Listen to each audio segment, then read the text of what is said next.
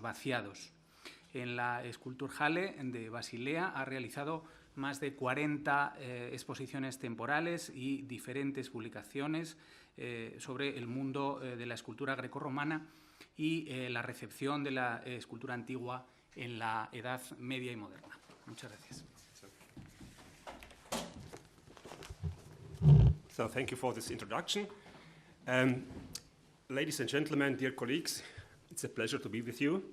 I do apologize that I'm speaking English. This is obviously not my native language, but I hope you will understand.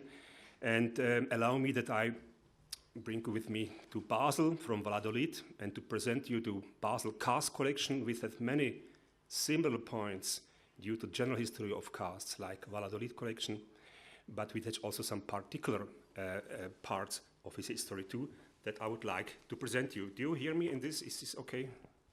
Okay, fine. So, despite its name, the Basel Skulpturhalle, one could say Hall of Sculptures, is not a fine art museum specializing in sculpture, but a cast collection with plaster copies of antique sculptures. As in many other university towns in Europe, namely those north of the Alps, the origins of the Skulpturhalle are embedded within the university. The chief intention pursued with the founding of cast collections was to familiarize art students, scholars, and the larger public with ancient art. When during the 1840s in Basel, the polyvalent University Museum was projected, a palazzo-style building intended to house all necessary seminars and lecture rooms, the University Hall, as well as halls for all public collections of the town, it has been suggested that it should also incorporate a special hall for casts in the prominent upper part floor. This idea is doubly remarkable, as no archaeological chair yet existed in Basel at the Basel University, and no cast existed neither, with the exception of a few plasters in the town's drawing school. But when in 1850 the University Museum opened for the public, a first group of casts after antique sculptures were already housed in the Skulpturensaal, Hall of Sculptures. These first casts, some of which had been purchased from the plaster atelier of the Louvre, formed the nucleus. The collection grew quickly. The collection was quickly and continuously enlarged through further acquisitions. The reactions were positive, and several private donators were motivated to offer new casts. With such a snowball effect, shortly thereafter, the collection consisted of more than 150 casts. Until this point in time, the older history of the Basel cast collection has, other than its name, nothing unusual. Founded in the middle of the 19th century, it expanded quickly to achieve its apogee in the last decades of the 19th century. The second half of the 19th century was a period when university cast collections opened at an accelerated pace. When the Basel University cast collection was founded, 15 other such collections existed in Germany. By 1886, the number of university collections had increased already to 30. The success of the growing Basel cast collection demonstrated the space limits of the Skulpturensaal. It was therefore decided to construct its own building exclusively for the casts. The building, with a hall of 600 meters square surface, brightened by upper ceiling openings, was finished in 1887 at Steinenberg, an important boulevard in the city. Its location was behind the existing Kunsthalle, where the Basel Society for Art, the Kunstverein, organized contemporary art exhibitions. Whereas the Kunsthalle had no fixed connection, the Skulpturhalle was the first specialized museum in Basel which housed its own permanent collection. The Skulpturhalle is, for instance, older than the noteworthy Kunstmuseum, the Fine Arts Museum, whose present building was constructed in 1937, or the Historisches Museum, the Museum of History. From the founding of the Skulpturhalle, the history of the Basel cast collection differs from all other university cast collections, as it moved away from the university and placed into a modern representative culture context of the city. The Skulpturhalle was not only erected in the neighborhood of the Kunsthalle, which had been built some years earlier, but entered equally into the architectonical context of the other cultural centers, the Musikcasino, Stadtcasino, and the Old Theater, the Stadttheater. And all four buildings were built by the same neoclassic architect Johann Jakob Stählin the Younger. The Skulpturhalle thus became part of a cultural complex in the city center, a sort of Kulturmeile, cultural mile. In this context, the cast collection was understood less as a simple cast museum, but more as a modern art center. This explains why such a general name as Skulpturhalle was given to the cast museum and not a more distinctive Gipsothek or Abgusssammlung. If 40 years ago the university had been decisive on the foundation of the cast collection, another type of museum could have played an influencing role for its manifested autonomy at its higher evaluation. At that time, important European capitals focused high attention on large cast and comparative casts museum.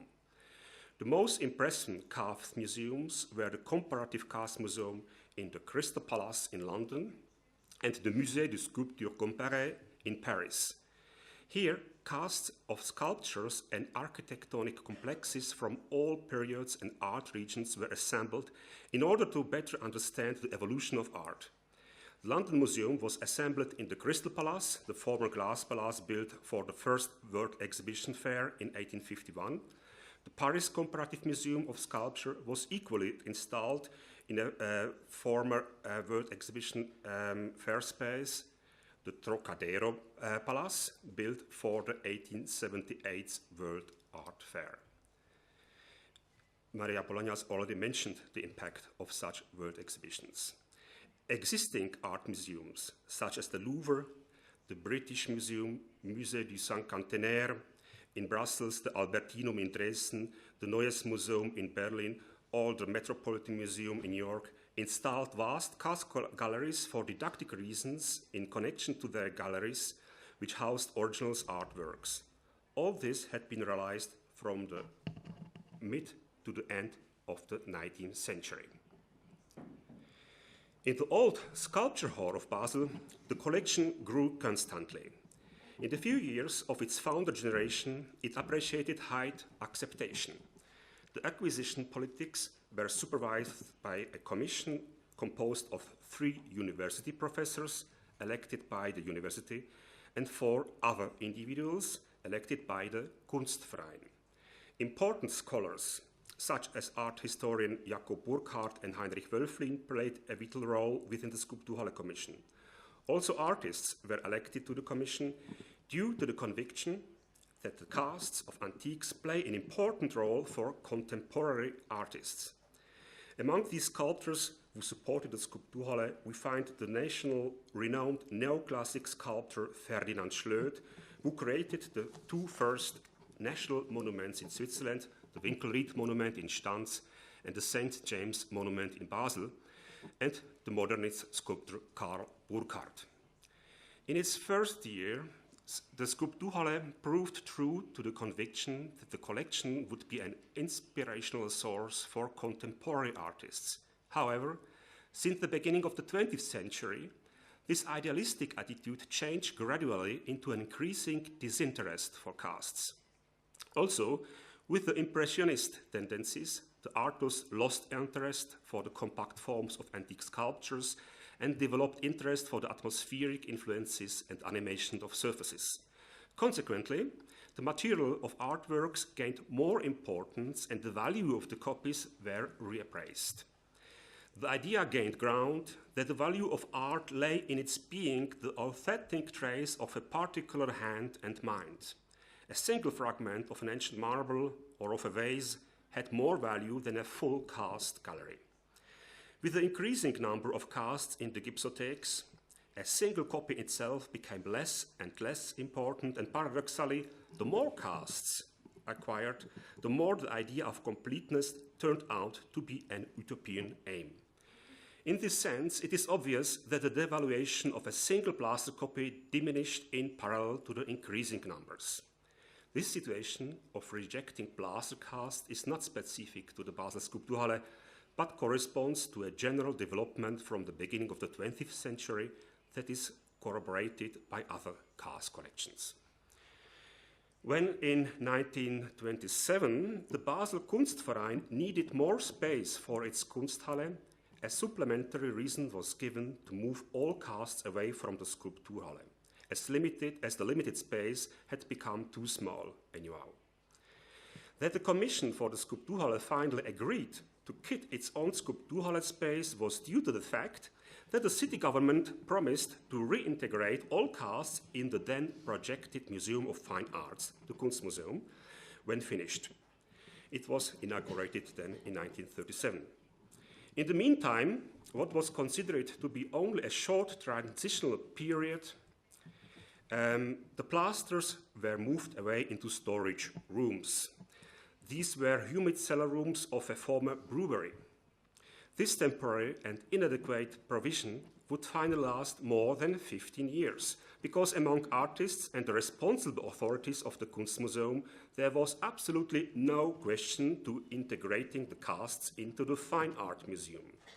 The informal promise that the cast collection should be incorporated in the same museum building as the famous and important collection of paintings in Basel is not only astonishing from the historical perspective, considering the destruction and closing of so many cast collections that took place then and that continued in the 30s and 40s, but is already astonishing from the contemporary point of view. The Commission could not admit that the era of vast universal cast museums or large museums in which original art was juxtaposed with plaster copies for didactic purposes had passed. In the eyes of artists, such a combination was considered a provocation and even as a devaluation of original works of art. So it is not surprising at all that among the 107 entries presented to the architecture competition for a new Kunstmuseum, only one envisaged a cast gallery. All other projects rejected categorically the integration of cast copies into the new museum. That is why the casts of the old Skulpturhalle continued to stay in their storage rooms even after inauguration of the Fine Art Museum in 1937. After this disillusionment, the Commission decided to go back to the roots of the cast collection and to bring the plasters back to the university, where they function as a study collection and their importance for archaeological research and teaching continued to be accepted, even if the casts were clearly subordinated to originals now. Therefore, the Basel government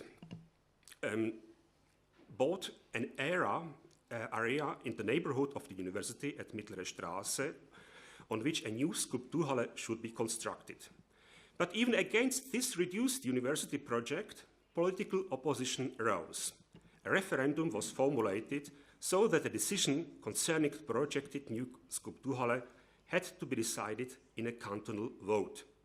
On the election day, the 21st of June 1936, the population brutally rejected the Skulpturhalle with a majority of 77% and more of no votes, of course. So once again, the Basel cast collection was condemned to stay in its storage rooms.